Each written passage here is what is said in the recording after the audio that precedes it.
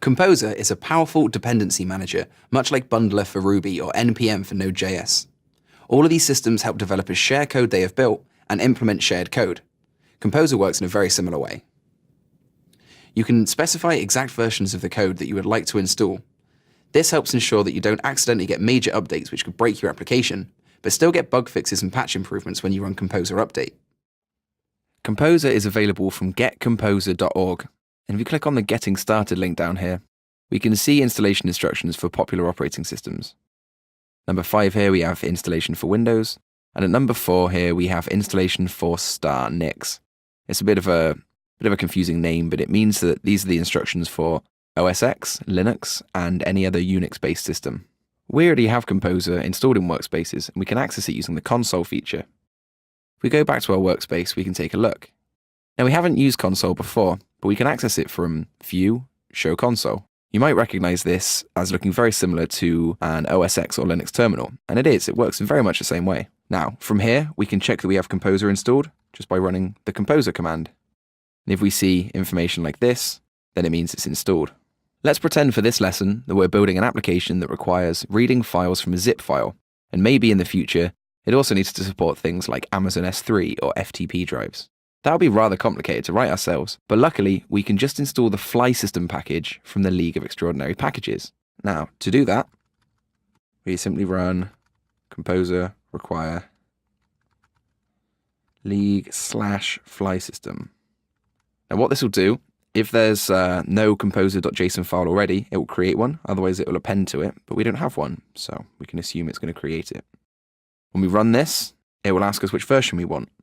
Normally, it would be a bad idea to specify any version at all, but for now, it doesn't really matter, and we can make it more specific later.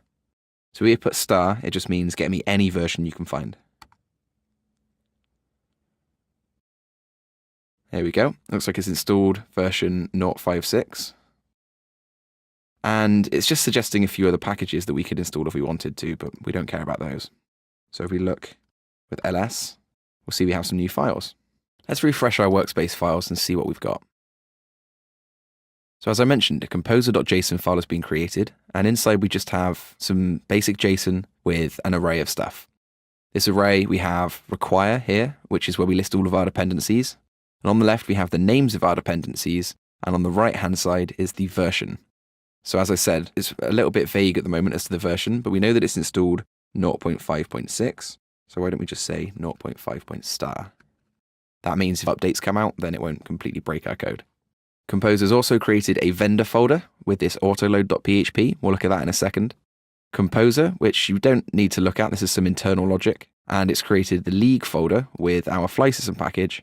And this is where all the code for Fly System lives, especially in the source folder here. So this is all the code that makes Fly System run. We haven't had to copy and paste anything or edit anything, it's just straight in there. Finally, we can see a composer.lock file has been added. This is similar in theory to the composer.json file, but it contains much more specific information. Unfortunately, we can't preview it in Workspaces, but it contains information like, was it installed from Git or was it downloaded from a zip file? If it was downloaded, what was the exact checksum so we can make sure that we're using the exact same versions as each other? You never want to edit the lock file, but whenever you run composer update, .lock will be updated and you should commit the lock file. So, with Composer installed and our new dependency Fly System available to use, let's have a look at how it all fits together. So in previous versions, we made our own bootstrap file, which contained our own autoloader. We don't need that anymore because we can just include the vendor autoload.php file like we're doing on line 3 here. This includes Composer's autoloader and means we don't have to worry about autoloading at all. As a side note, require is exactly the same as include, with the added benefit of if it can't find the file, it will error. So if you run your code and it says line 3 failed, require could not find vendor/autoload.php, then you know that you need to run Composer install. So let's move this console down a little bit so we can look at our code better.